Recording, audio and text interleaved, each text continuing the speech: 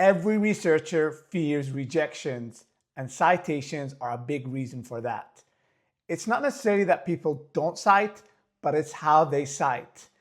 And Jenni AI's new feature can solve that in minutes. So let's check it out. All right, so as you can see, here is the Jenni AI platform, and I've already uploaded my paper. We're looking here at expanding pharmacists' clinical roles in general practice, and I've uploaded the manuscript from introduction all the way up until the discussion and conclusion with the references as well. So where do we go from here? Basically, with this new feature, you'll find a review button on the upper right. Once you click on it, there are a couple of new features. The one I'm focusing on here is claim confidence. So I already ran it for the interest of time, but usually this shouldn't take longer than a couple of minutes, depending on the size of your file. So once you click run review, it will do a citation check, and then you will get your results. So let's see what we get when we click on view results.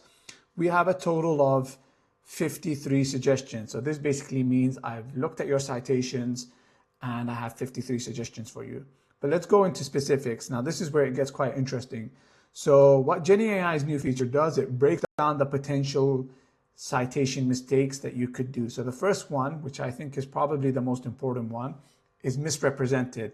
So that's if you've cited a paper, but the claim that, but it's not what the paper claims. So you're saying information about the paper, but the paper doesn't actually say that. This is a big red flag when somebody's reviewing a paper. Now, thankfully here, we don't have any of that, but it's good that Jenni AI checks for that. Contraindicated is just basically telling me if you say that the paper says something, but it actually says the opposite. So let's say you said in this paper, they claim that pharmacists working in clinical practice have a significant effect on medication outcomes, but the evidence says the opposite, it will highlight that. Once again, we're in the clear here. But as you can see here on unsupported, we got 3 unsupported claims. So what unsupported claims means is basically you're stating a fact or something and you haven't backed it with evidence. So the good thing about Jenni AI is not only does it tell you that there's a problem, not only does it highlight the problem, but it also gives you the solution, or suggests, shall I say, the solution. So here it's telling me that, listen, you've said this sentence: as life expectancy improves, a growing proportion of individuals are living with complex long-term conditions such as diabetes, hypertension, and COPD. However, you haven't given a citation to back it up, so it's suggested one here. Okay, so it's telling me why this is unsupported, as I've just told you, and then it gives you a suggestion. But what I really like is that when it gives you a suggestion, if you click on open quote, it will tell you from where it got the information from so that you can verify. So not only is it giving me the citation that it thinks verifies this claim, it's telling me where the information is coming. So I can make a judgment call, which I highly recommend, to say that, okay, this suggestion is accurate. So let's say in this instance, I'm happy with this. And I say, you know what, let's go back to this unsupported one. Let's review it.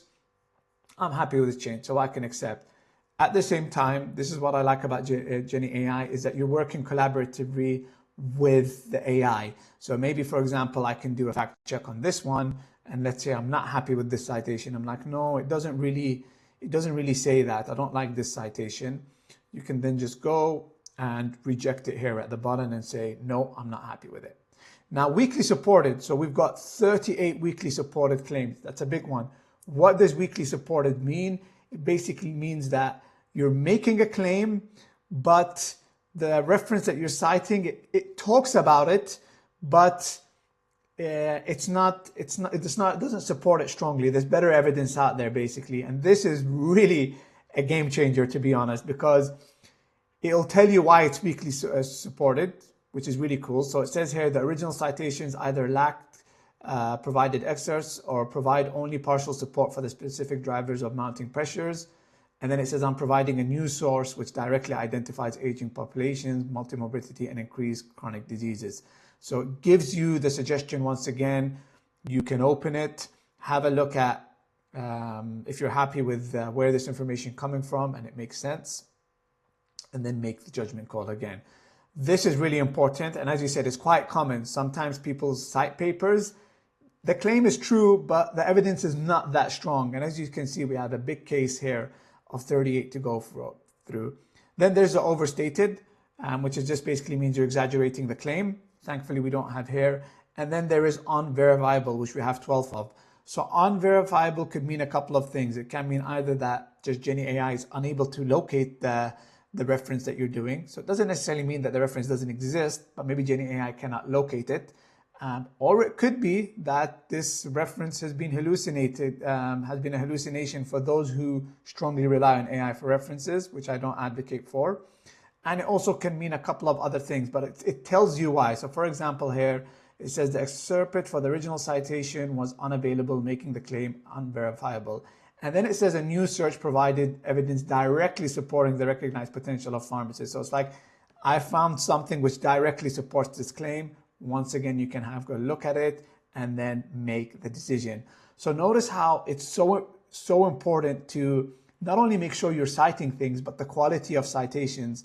And really, I really like that it does this over a couple of minutes. And not only does it highlight mistakes, not only does it give you suggestions, but it also directly tells you where the information from these suggestions coming from. So you're not just blindly relying on AI. The next time you're writing a manuscript, be sure to run this feature. The link is in the description. And until next time.